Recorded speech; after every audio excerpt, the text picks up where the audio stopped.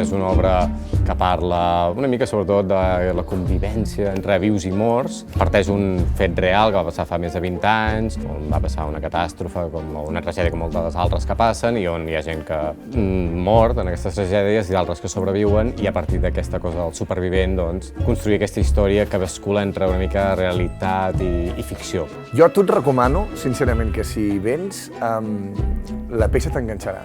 Com quan a vegades trobes la sort de trobar una bona sèrie, una bona pel·li que t'enganxa i et deixa atrapat al sofà, jo penso que és una obra que et quedarà i t'enganxarà. És a dir, que jo t'ho recomano, molt. Una amiga meva que se la va llegir l'obra, d'aquí de la Sala Beckett, i em va dir, hòstia, l'he llegit i m'ho he passat bé en el sentit que és com una pel·lícula sessió de tarda, diu, d'aquells clàssicos del cine. Diu que em va fer vibrar en aquest sentit. Llavors vaig dir, home, és el millor que em pots dir, no? Pel·lícula de dissabte tarda, no de les dolentes, sinó de les que t'atrapen.